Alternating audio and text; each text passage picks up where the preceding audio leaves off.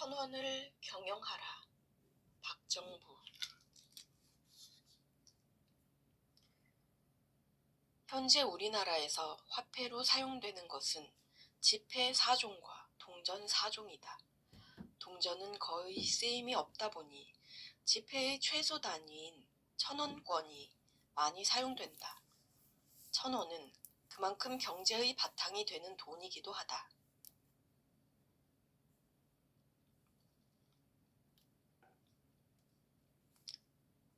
사람들이 흔히 내게 묻는다. 어떻게 천원짜리 팔아서 3조 매출을 할 수 있죠? 아성 다이소가 눈부신 성장을 한 것은 사실이다.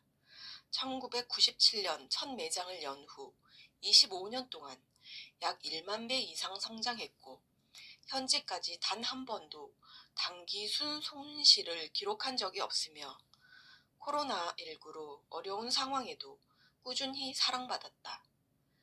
물론 탄탄대로만 달려온 것은 아니다. 휘청인 적도 있었다. 그러나 그 모든 것을 이겨내고 여기까지 올 수 있었던 것은 바로 천원의 힘 때문이었다. 만리장성도 벽돌 한 장에서 시작되었듯 3조 매출도 천원짜리 한 장에서 비롯되었다. 10만원짜리 상품은 한 개만 팔아도 매출이 10만원이지만 천원짜리 상품은 100개를 팔아야 10만원이 된다. 100번 더 움직이고 100번 더 진열하고 100번 더 계산하고 100번 더 닦아야 가능한 일이다. 내게 천원이란 이처럼 매 순간 흘려야 하는 땀방울이고 그 땀방울이 만든 성실함이자 정직함이다. 기술이나 요행으로 되는 일이 아니다. 정직하지 않고 성실하지 않았다면 절대 얻을 수 없는 성취다. 먼지가 쌓여 태산이 될 수 있지만 반대로 작은 실금 하나가 댐 전체를 파괴할 수도 있다. 흔히 아성 다이소를 국내 유통기업으로 알고 있지만 모기업인 한일 맨파워는 매년 1,300억 원어치 상품을 일본으로 수출해온 수출기업이다. 비용은 가격보다 높을 수 없고 가치는 가격보다 반드시 높아야 한다. 다이소의 가치는 무엇일까? 1,000원짜리 지폐와 다이소 상품 중 하나를 고르라고 했을 때 당신이 아무런 망설임 없이 다이소 상품을 선택하는 것이 바로 그것이다. 고객의 입에서 이게 어떻게 1,000원이지? 하는 탄성이 절로 흘러나올 때 비로소 우리의 가치는 구현된다. 나는 오늘날 3조 매출을 지탱해 준 것이 바로 1,000원짜리 한 장의 힘이라고 믿는다. 1,500여 개 매장을 오픈할 수 있었던 것도 1,000원 한 장에 충실했기 때문이다. 티끌이 모여 태산을 이룬다고 했던가? 한 번에 이루어지는 일은 없다. 작은 일을 철저히 해야 큰 일을 할 수 있고 과정을 꼼꼼히 챙겨야 좋은 결과가 나온다. 한 방의 홈런 속에는 남들 눈에 보이지 않는 무수한 땀방울이 녹아있다. 홈런은 결과일 뿐이다. 그런데 과정은 생략한 채 홈런이라는 한 방의 결과만 기대하는 것은 아닌지 꾸준함은 모든 것을 이긴다. 다이소는 20년 넘게 면봉, 종이컵, 물병, 주방 고무장갑 등 주요 생필품의 가격을 1,000원으로 유지하고 있다. 500원, 1,000원, 1,500원, 2,000원, 3,000원, 5,000원 등 가격은 딱 6가지 뿐이다. 그렇게 정해놓은 가격은 물가나 원부자재 가격이 올라도 한결같이 지켜낸다. 기업은 이윤이 없으면 존재할 수 없다. 다이소의 초창기 마진은 겨우 1, 2%대였다. 쉽게 말해 1,000원짜리를 1,000개 팔아야 매출이 100만 원이고 그중 마진은 고작 1, 2만 원 정도였다. 그런데 품질은 높게 이익은 낮게라니 과연 이런 사업이 가능할까? 시류에 따라 적당히 이윤을 좇으려 했다면 이 사업을 시작하지도 않았다. 이 사업은 마진을 좇는 순간 망하기 때문이다. 그렇다면 다이소는 어떻게 이윤을 만들어 왔을까? 처음부터 다르게 접근했다. 대부분의 기업은 제품 원가에 적정 이윤을 붙여 판매 가격을 결정하지만 우리는 반대다. 소비자가 만족할 수 있는 판매 가격을 먼저 결정한 후 어떻게든 상품을 개발했다. 냉장고에 코끼리 집어넣기 혹은 신데렐라 언니가 신데렐라 구두에 발을 맞추는 것과 같다. 그러나 나에겐 확고한 신념이 있었다. 상품이 싸고 좋으면 고객은 반드시 온다는 것. 10만 명에게 10%의 이익을 남기기보다는 100만 명의 선택을 받는 좋은 물건을 만들어 이윤을 남기자는 것이 내 생각이었다. 이윤을 먼저 추구하기보다는 싸고 좋은 물건으로 많은 고객이 찾아오도록 하여 매출을 일으키자는 전략이었다. 상품의 불필요한 속성을 덜어내는 것뿐 아니라 원가를 맞출 수 있는 곳이라면 지구 반대편까지 날아갔다. 그렇다고 무조건 싼 곳만 찾아다닌 것은 아니다. 가격보다 최소한 2배 이상의 가치를 갖는 제품을 만들어줄 곳을 찾아 전 세계를 탈탈 털었다. 그러니 가장 싸게 살 수 있는 나라가 아니라 가장 잘 만드는 나라를 찾아갔다. 과거에는 공급이 부족해 생산자가 시장을 지배했다. 하지만 그런 시절은 지났다. 지금은 고객의 욕구가 우선시 되는 시대다. 모든 가치는 고객으로부터 나온다. 고객을 중심에 놓고 고객이 무엇을 원하는지, 어떤 때 감동받는지를 주의 깊게 들여다보고 집중하고 또 집중해야 한다. 고객들 자신조차 미처 몰랐던 욕구를 먼저 찾아내 만족시켜줘야 살아남을 수 있다. 지금도 주말을 포함해 하루에 20가지씩 새로운 상품이 쏟아져 나오고 있지만 그렇게 많은 상품을 기획하고 개발해 내놓지만 한 번도 이 상품을 팔아서 얼마를 남겨야지 하는 생각으로 설계해 본 적이 없다. 좋은 물건을 볼 때마다 이 상품을 어떻게 1,000원에 팔 수 있을까? 저런 기능과 매력을 어떻게 1,000원대에 구현할까에만 골몰했다.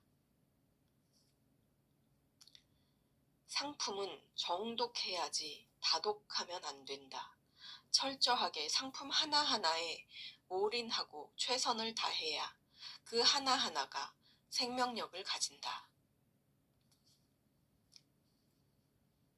우리에게는 상품을 알릴 마케팅 수단이 거의 없다.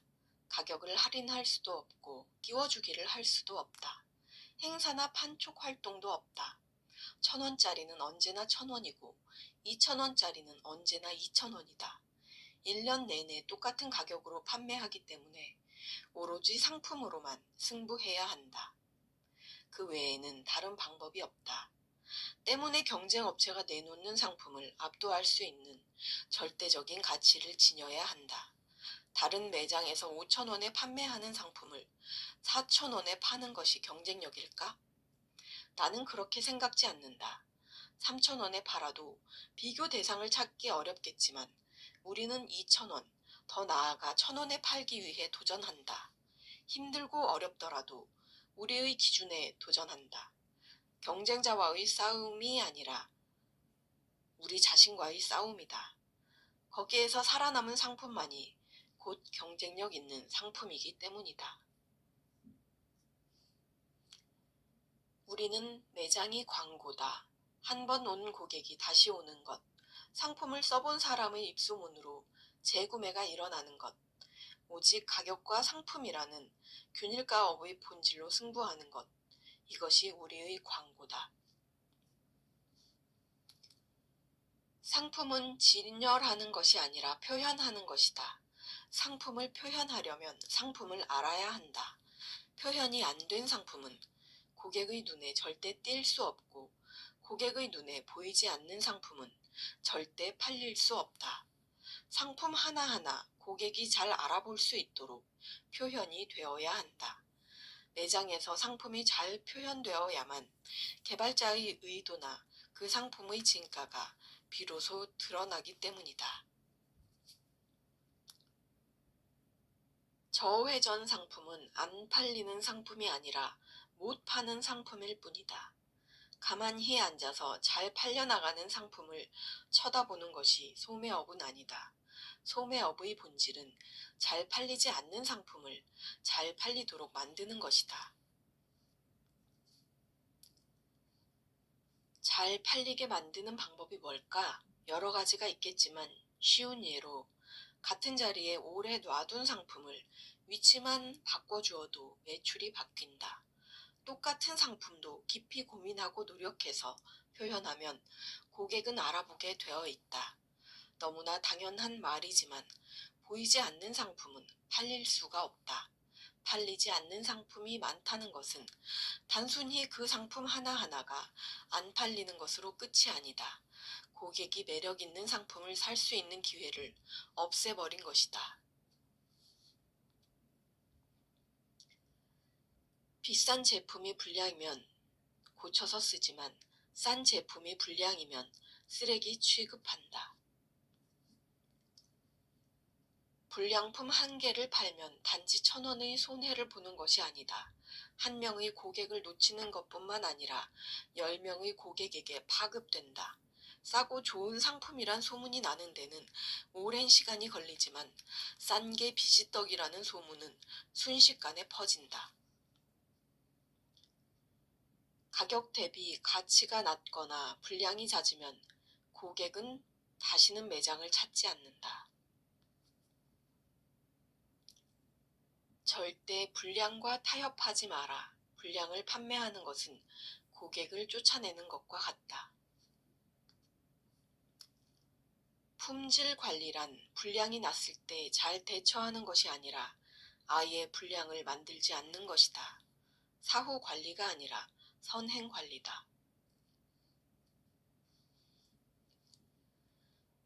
관리 범위를 벗어나는 변동의 크기만큼 비용이 발생한다.